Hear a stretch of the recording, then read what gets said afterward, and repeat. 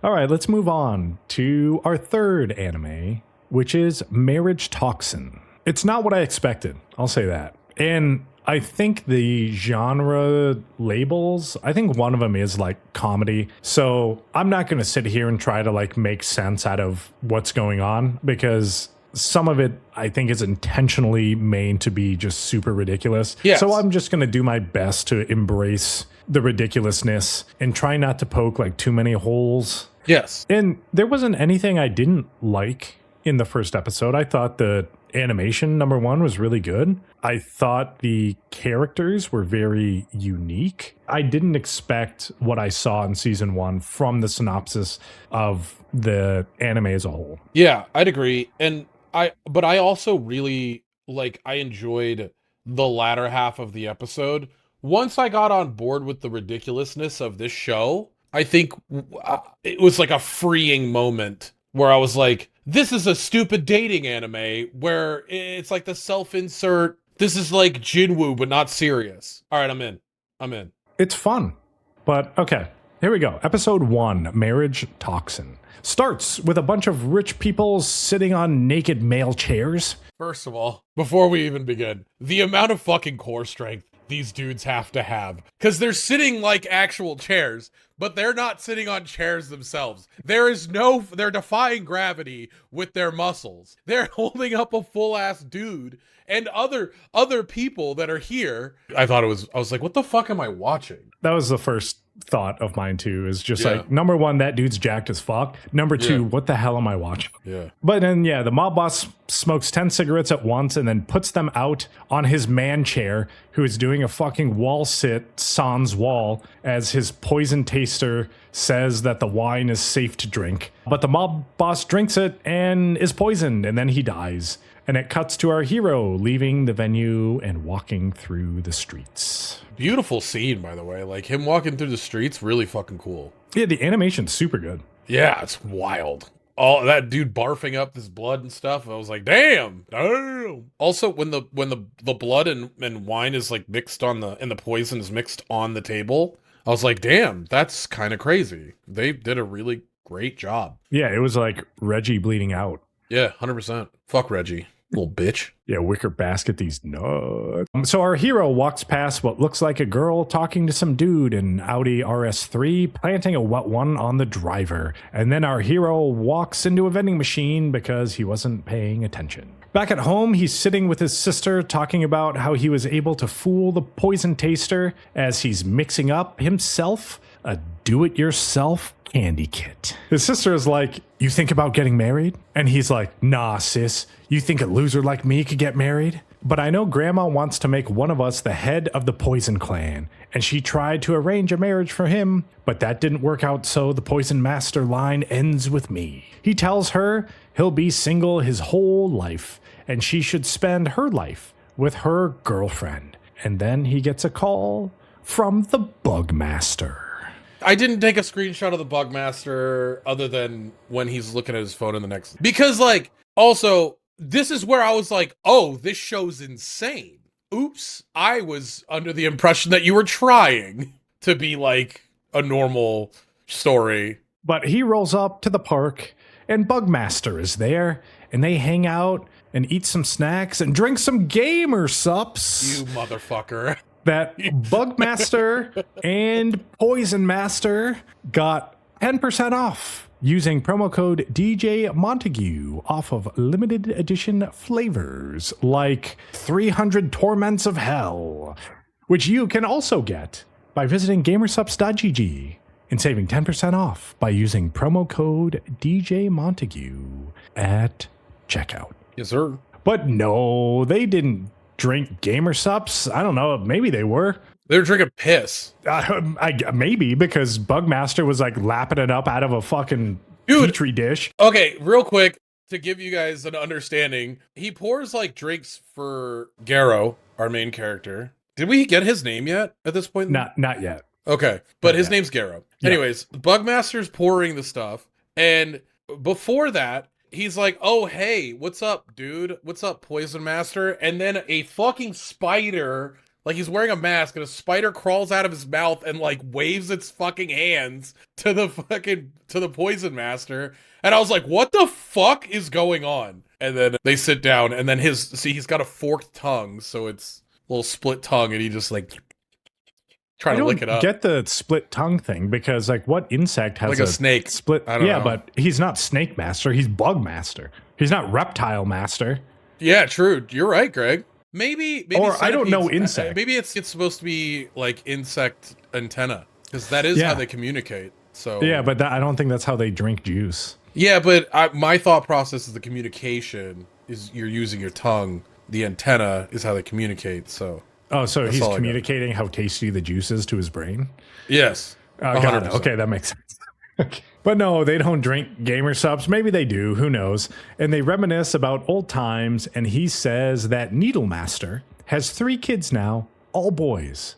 But he's just going to be single the rest of his life. Bugmaster is like, well, I'm going to get hitched soon too.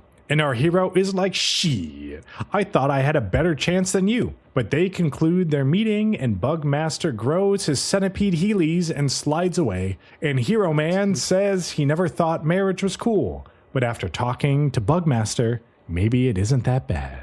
Dude, literally, like, what a terrible way to get around town.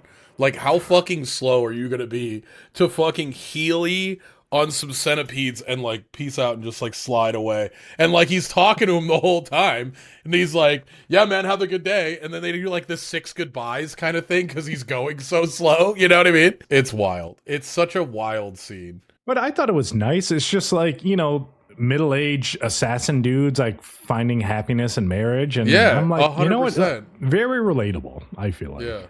Yeah, totally. Is that us, Greg? Are we middle-aged assassin dudes? And you mean, is that us in the picture? I'm Garrow here. And you're holding my big centipede? You do have glasses, and she has glasses, so I guess it kind of makes sense. Anyways, Greg. Okay, there we go. Cuts to Hero Man with a gangster dude at his fancy house, and he has a job to poison the marriage swindler, Kinosaki Mei, as the gangsters watch for entertainment. I just want to say that May's caked the fuck up. What does that mean? She got a booty. Okay. No, look at the bed. Like, damn. I'm looking at the bed, or am I looking at May? No, I mean, looking at the ass. The ass is bulbous, as some would say. I say. Yeah. Okay. It's bulbous. That's a booty. Okay. So, Poison Man shoots. Okay. So, as I was taking these notes, we don't understand May's position yet. I do. It's right there on the bed. Oh, no. Okay. God damn. In terms of pronouns, I'm going to use incorrect pronouns at this point, and eventually will correct myself. But they did this on purpose in the show, so I don't feel bad about it. So no, you're good. Poison Master shoots her up with some poison, and she's like, hey, do I know you? You remind me of someone. And he's like, can it, toots? And she continues and says she had to swindle to make money for her brother's medical bills. And she asks for his name. And he says his name is Garrow. I'm just saying this would have worked on me. I'm just... What, the poison? No. What? Yes, obviously the poison, but also... Okay.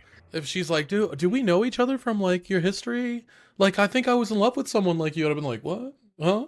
High school? What's your name? No, I would have been like Garrow and just be like, "Pan it, toots. I got a job to do. Toots. I've got a job to do. It's murdering you." But... Yeah, and then I smoked 10 cigarettes and put it out on some dude chair. Yeah. But it cuts to the gangster dude watching from above with a camera, and he says Garrow is one of the oldest assassin families in the business. Also, this piece of shit just spilling wine all over himself like a fucking Neanderthal. Well, we know why. No. I think we know why. No, he's just an idiot. And he's fucking smoking a cigarette, drinking wine, and he's like... Isn't he the brother of the dude later in the episode? Yes. Yeah, so we understand that with the brother, assuming that they have similar quote-unquote powers, maybe the reason why he can't hold liquid in his mouth because of his ability to like shoot stuff with his mouth. You know what I mean? Sure, but that would mean you'd have more control over your mouth, wouldn't it? I mean, unless he has like bullets in his mouth ready to go and they're Yeah, maybe that's impeding what it his is. wine drinking. Yeah. His mouth is just full of bullets.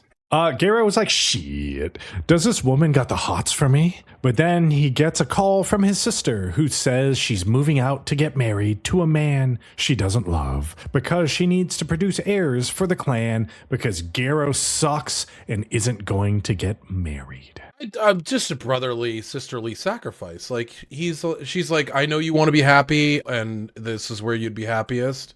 But yeah. I'll just start pumping out kids against my will, you know? I hope you're happy. Yeah.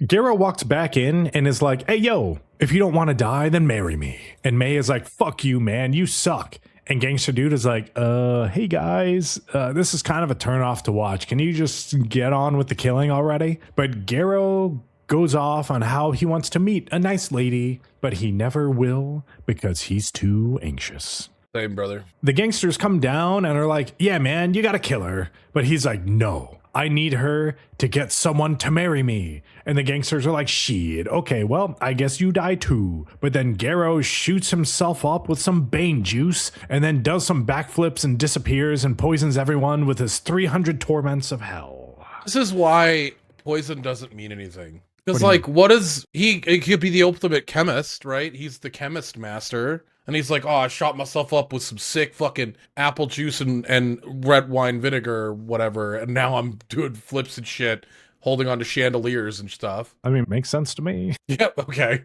We are anime watching, so. He picked up May with the chair and then suspended from the ceiling. Yeah, he was going crazy. And it was funny, just in the beginning when he shot up May with the poison, he's like, this is going to literally just blow up all of your nerves and then you're going to feel pain everywhere and you're going to be conscious for all of it and it's really going to suck. At one point, he says that that's not the poison to kill her. No, it's just to make her suffer. Yeah. But it didn't seem like, you know, she was in unbearable, nerve-damaging poison despair. Oh, she would have just been screaming the whole time, right? Yeah. But maybe she's so strong by all the things that she's gone through that it didn't affect her then. Yeah, like the medical bills was so strong that it overpowered like the effects of the poison. Maybe. Okay. That's how pain works, right? Yeah. Garo basically defeats all the assassins by doing backflips and throwing poison and stuff. Mm-hmm. And then afterwards, Garo calls up his sister and is like, I'm going to get married. You go be with your girlfriend. Garo leaves with May, but May still can't walk because of the poison. And Garo is like, how do I carry a woman? Oh, and May is like, oh, don't worry about it. I got a huge donger just like Rusty, so just carry me like a dude. They go to a hotel and May gets cleaned up and is like, okay, so I set you up with a matchmaking party. And Garo fails at talking to all women and then does his best Rudo Gachiakuta smile and turns off even more women. They switch strategies and hop on Tinder for some dates, but he also fails at that and goes to his comfort zone of cleaning the men's bathroom with his poison cleaner called Joker, since using poison to clean stubborn stains helps him relax. This guy's great, by the way. We got awkward adult. I'm a fan. But May is like, we just gotta find your charm, and you already have do-it-yourself candy kits as one, but don't tell anyone about your iron-melting, poison-mixing hobby. They part ways, but another gangster dude kidnaps May since he swindled his brother. And this dude drinks fucking bullet boba and spits the bullet boba buckshot out of his mouth and hits May in the face.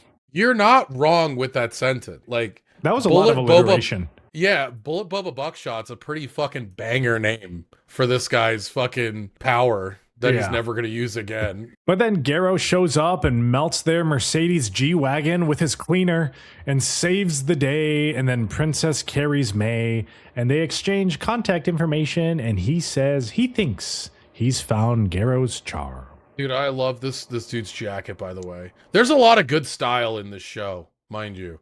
Like his collar being the mixture of the blue to red, the white shirt. I love that. That's the accent of style that I really like. I like small accessories like that. I think it's cool. So I'm going to enjoy this show for the style alone. Yeah, it was a fun time. It's not what I was expecting, but I was pleasantly surprised by this show so far.